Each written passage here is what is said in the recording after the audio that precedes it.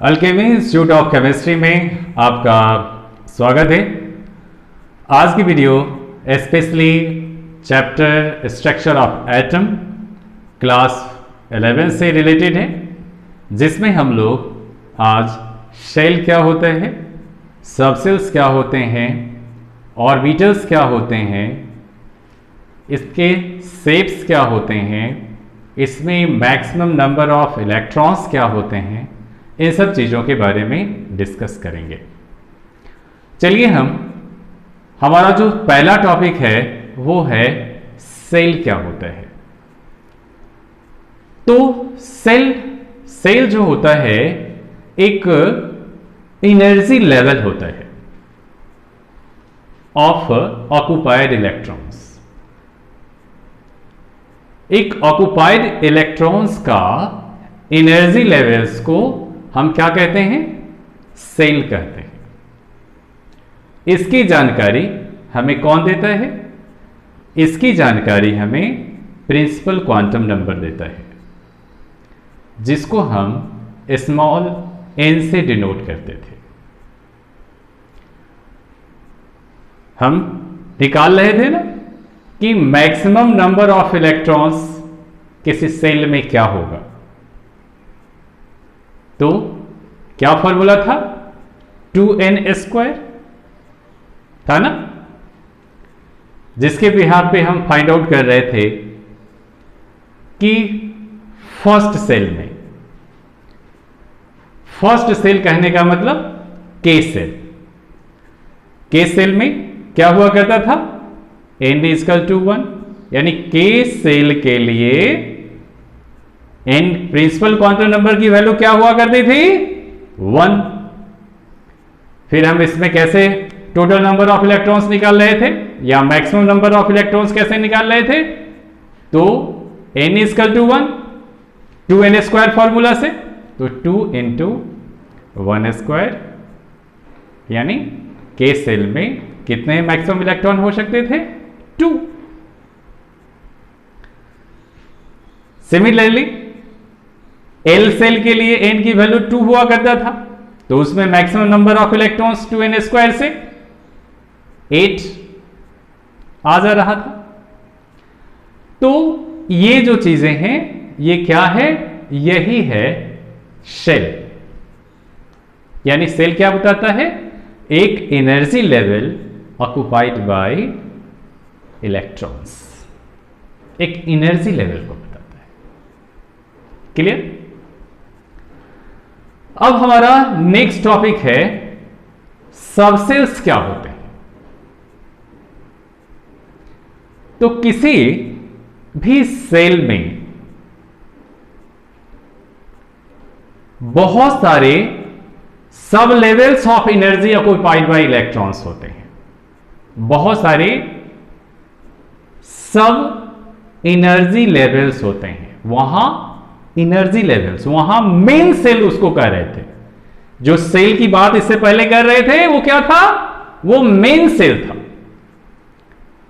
और उस main cell में बहुत सारे सब एनर्जी लेवल्स होते हैं, जिसको हम सबसेल्स कहते हैं। अब किसी मेन सेल में कितने सबसेल्स होंगे, इसकी जानकारी कौन देता है? ये एजीमुथल क्वांटम नंबर देता है। एजीमुथल क्वांटम नंबर किससे डिनोट कर रहे थे? स्मॉल l से डिनोट कर रहे थे। और स्मॉल l से डिनोट कर रहे थे तो क्या था? l = 0 to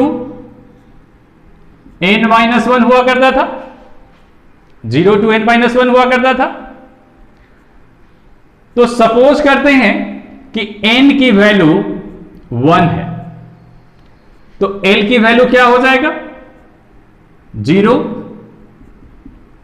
1 वैल्यू हुआ। इसका मतलब है कि फर्स्ट सेल के सेल में कितने सबसेल्स होंगे? 1 सबसेल्स होंगे। और वन सबसेल्स का क्या नाम होगा? एस इसको बोलेंगे। इसी टाइप से यदि एल सेल की बात करेंगे तो उसके लिए एन की वैल्यू क्या होता है? 2 होता है। तो एल की वैल्यू क्या हो जाएगा? 0 to n-1, 0 1। यानी इसमें कितने सबसेल्स होंगे? 2 सबसेल्स होंगे। वो कौन कौन होंगे? एक एस होगा, दूसरा पी होगा। सिमिलरली n = 3 है, तो इसमें l की वैल्यू कितने होंगे? 0 2 2, यानी 0 1 2। यानी इसमें सबसेल्स कौन कौन से होंगे? S P D. Similarly n = यदि 4 होता है तो l की वैल्यू क्या होगा? 0 1 2 3। यानी इसमें सबसेल्स होंगे S P D and F. Very clear? तो ये था सबसेल्स। अब हम बात करने जा रहे हैं कि सबसेल्स के बाद ऑर्बिटल्स क्या होते हैं। तो ऑर्बिटल्स की यदि हम बात करते हैं तो देखेंगे कि जितने भी जो भी सबसेल्स हैं किसी सेल में, वो एक्सटर्नल मैग्नेटिक फील्ड में उसकी एक ओरिएंटेशन होती है। जितने भी सबसेल्स होते हैं एक्सटर्नल मैग्नेटिक फील्ड में एक ओरिएंटेशन होती है। इसी ओरिएंटेशन को कितने ओरिएंटेशंस होते हैं इसकी जानकारी हमें मैग्नेटिक क्वांटम नंबर देता है। यानी मैग्नेटिक क्वांटम नंबर किस चीज की जानकारी देता है? ऑर्बिटल्स के ओरिएंटेशन की जानकारी देता है, ओरिएंटेशन ऑफ सबसेल्स की जानकारी देता है, सबसेल्स की जानकारी देता है, यानी ऑर्बिटल्स के बारे में बताता है, यानी ऑर्बिटल्स के बारे में बताता है। सपोज करते हैं कि हम n = 1 की बात कर रहे थे, तो L जो है इसके लिए 0 हुआ करता था, यानी इसमें कोई बस एक ही सबसेल है या एक ही उसको सेल मानिए, 1s होता है, s होता है सबसेल से। अब इसकी ओरिएंटेशन कितनी होगी? इसके लिए ml की वैल्यू भी क्या होगा? ml की वैल्यू -L2 L होता है ना, तो यहां 0 होगा, यानी एक ही ओरिएंटेशन हुआ। तो इसका क्या मतलब है कि एक ही ऑर्बिटल होगा इस सेल में। इस सेल में कितने ऑर्बिटल्स होंगे? एक ही ऑर्बिटल्स होंगे। यदि हम बात करें L = 1 की, तो इसमें जो ml की वैल्यू होगी -1 0 1 होगा। इसमें कितने ओरिएंटेशंस हुए? इसमें 3 ओरिएंटेशंस हुए। इट मीन्स इसमें कितने ऑर्बिटल्स होंगे? तो इसमें भी 3 ऑर्बिटल्स होंगे, 3 ऑर्बिटल होगा। ठीक है, यानी p ऑर्बिटल में p जो सबसेल है इसमें कितने ऑर्बिटल्स होंगे? 3 ऑर्बिटल्स होंगे। सिमिलरली L = 2 होगा, तो ml जो ml है इसकी वैल्यू क्या होगा? -2 -1 0 1 2। यानी कितने इसमें सब ऑर्बिटल्स, कितने ओरिएंटेशन थे? 5। तो डी सब सेल में कितने ऑर्बिटल्स होंगे? 5 ऑर्बिटल्स होंगे। इसी तरह से L इक्वल टू 3 होगा, तो ml की वैल्यू कितनी होगी? ml की वैल्यू -3, -2, -1, 0, 1, 2, 3, यानी 7 ओरिएंटेशन है। तो इसमें कितने ऑर्बिटल्स होंगे? तो इसमें 7 ऑर्बिटल्स होंगे। क्लियर? चलिए अब हम इसके बाद बात करते हैं कि इसकी शेप्स क्या होती है। ऑर्बिटल है तो इसके कुछ शेप्स भी होते होंगे। तो अभी हम बात कर रहे थे, सबसे पहले एस ऑर्बिटल की बात करते हैं। एस एक ही ऑर्बिटल होता है ना उसमें, तो एस में की बात करें तो इसमें ओरिएंटेशंस कितने मिले थे? इसमें एक ही ओरिएंटेशन मिला था।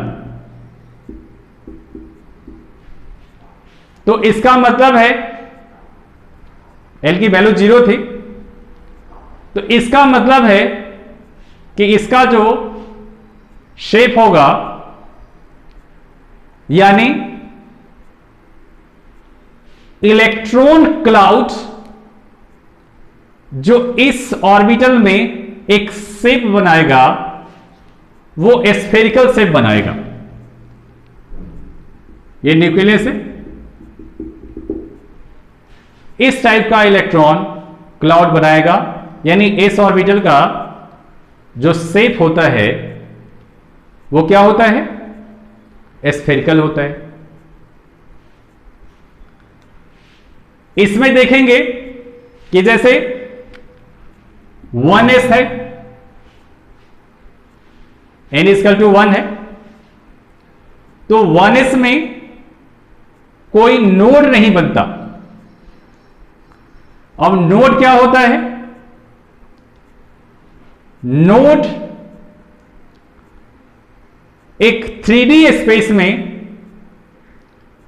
किसी ऑर्बिटल में वह space where probability of finding electron is 0, उसको हम नोड कहते हैं, नोड बोलते हैं। किसी भी ns ऑर्बिटल के लिए नंबर ऑफ नोड्स निकालना हो, नंबर ऑफ नोड्स निकालेंगे, इसकी वैल्यू होता है n-1, यानी 1s के लिए नोड निकालेंगे तो इसमें n की वैल्यू 1 है, 1 - 1 क्या होगा? 0, इसलिए इसमें कोई नोड नहीं बना। लेकिन वही बात करें 2s का, तो इसमें n की वैल्यू 2 है, तो नंबर ऑफ नोड्स निकालेंगे 2 - 1, 1 नोड्स बनेगा। कहने का मतलब कैसा होगा?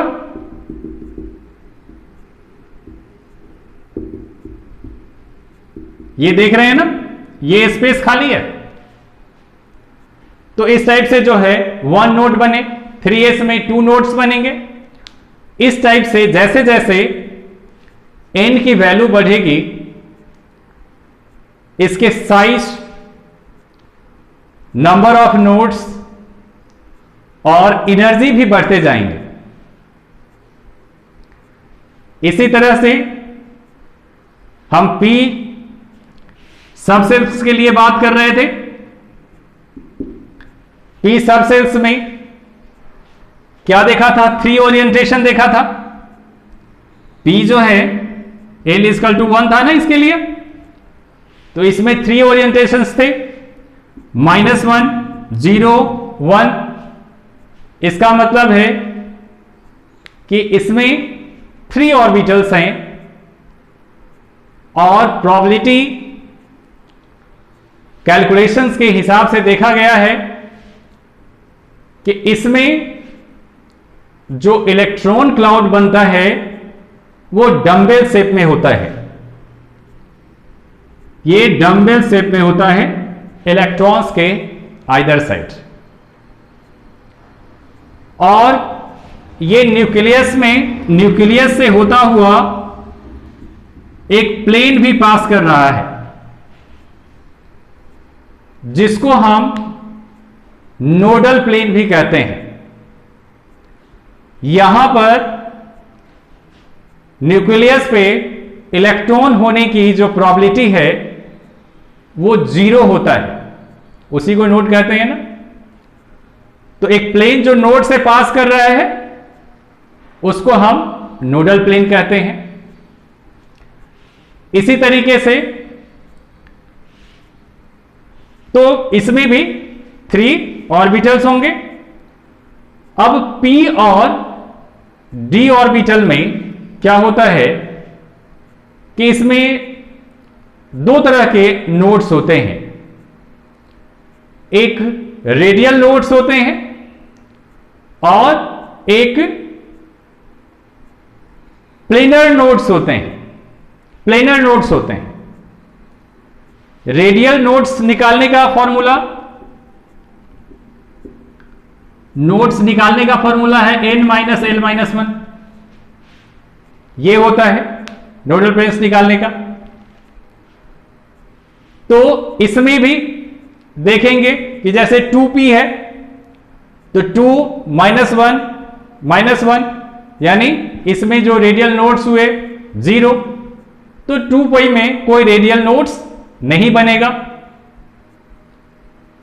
इसी ढंग से 3p में निकले एक नोड्स बनेगा, 3-1 3-2 1, तो एक नोड्स बनेंगे। यानी p और d ऑर्बिटल में प्लेनर नोड्स और रेडियल नोड्स दोनों होता है, और जो p ऑर्बिटल है और d ऑर्बिटल है इसका ये डायरेक्शनल कैरेक्टरिस्टिक होता है जो किसी मॉलिक्यूल्स का शेप डिटरमाइन करता है, चलिए हम बात करते हैं कि इस ऑर्बिटल्स में, इस सेल्स में, इस सबसेल्स में कितने नंबर ऑफ मैक्सिमम इलेक्ट्रॉन्स हो सकते हैं। तो एक बात करते हैं, जैसे हम एक n की वैल्यू लिखते हैं, फिर l लिखते हैं, फिर m लिखते हैं, mn, फिर हम ms लिखते हैं, इसमें इलेक्ट्रॉन्स लिखते हैं और टोटल इलेक्ट्रॉन्स बताते हैं। सपोज करते हैं n = 1 है, तो l की वैल्यू क्या होगा? 0 होगा। ml की भी वैल्यू 0 होगी। ms की वैल्यू ±½ 2 होगा। इसमें यानी +½ -½ भी होगा, तो इसमें कितने इलेक्ट्रॉन्स होंगे? इसमें भी 1। टोटल इलेक्ट्रॉन्स कितने होंगे? 2 हो गए। n = 2, तो l = क्या हो जाएगा? ये l जो है 0 to n-1 होता है, और ये -l to +l होता है। 2 होगा, l की वैल्यू क्या हो जाएगा? 0 to 1 यानी 0 1 होगा। ml की वैल्यू ये 0 होगा, और इसमें -1 0 1 यानी इसमें ±1/2, इसके भी ±1/2 ±1/2 ±1/2, यानी इसमें कितने इलेक्ट्रॉन्स हो गए? 2, इसमें भी 2, इसमें भी 2, इसमें भी 2, टोटल मिलाकर कितने इलेक्ट्रॉन्स हो गए? 8 इलेक्ट्रॉन्स हो गए। n = यदि 3 होगा तो l की वैल्यू 0 to 3-1 2 यानी 0 1 2, इसमें 0 होगा, इसमें ±1/2 2 इलेक्ट्रॉन्स होंगे। इसमें देखेंगे, अभी हमने देखा -1 0 1, इसमें भी ±1/2 ±1/2 ±1/2, इसमें 6 इलेक्ट्रॉन हो गए। इसी टाइप से -2, -1, 0, 1, 2, तो इसमें plus minus half, plus minus half, plus minus half, plus minus half, plus minus half, यानी टोटल जो है 10 इलेक्ट्रॉन्स हो जाएंगे। आप देख सकते हैं कि थर्ड सेल की जिसकी बात कर रहे थे, इसमें टोटल नंबर ऑफ इलेक्ट्रॉन्स कितने थे? 18 इलेक्ट्रॉन्स थे। तो जैसा हम फाइंड आउट कर रहे थे ना कि मैक्सिमम नंबर ऑफ इलेक्ट्रॉन्स किसी सेल में 2n² से निकालते हैं, तो इस तरीके से फाइंड आउट कर सकते हैं। अब चलिए हम बात करते हैं, कुछ क्वेश्चन से यहां पर लिखा हुआ है what is the total number of orbitals associated with n = 3। n = 3 में कितने टोटल नंबर ऑफ ऑर्बिटल्स होंगे, यानी ml की कितनी वैल्यू होगी? n = 3 था तो l में क्या देखा? 0 2 आपका जो है 2 हो गया, 0 1 2, तो ml की वैल्यू कितनी थी इसमें? 0। इसमें जो है आपका 3 था और इसमें 5 था, कितने हो गए टोटल? यानी इसमें ml 1 हो गया, 1 3 4 और 5 9, कितने ऑर्बिटल्स हो गए? 9 ऑर्बिटल्स। ml की वैल्यू नंबर ऑफ ऑर्बिटल्स बताता है ना। सेकेंड क्वेश्चन है using SPDF notation describe the orbital with following quantum number. जैसे n = 2 है और l = 1 है, l = 1 है, तो क्या होगा इसका? 2p हो जाएगा, l = 1 p होता है। ये 4 है और l = 0, 4s हो जाएगा। n = 5 है, 5 और l किसकी वैल्यू? 3 है, तो s के लिए 0, p के लिए 1, d के लिए 2 और 3 जो है f के लिए होता है। फिर इसी टाइप से n की वैल्यू 3, l की वैल्यू 2 है, तो ये d ऑर्बिटल्स शो करेगा। तो इस टाइप से जो है हम लोगों ने देखा कि किसी ऑर्बिटल और सबसेल्स में क्या डिफरेंसेस थे, कितने मैक्सिमम नंबर ऑफ इलेक्ट्रॉन्स निकालते हैं, कैसे निकालते हैं। चलिए इसके बाद नेक्स्ट डे हम नेक्स्ट टॉपिक में डिस्कस करेंगे। Thanks for watching.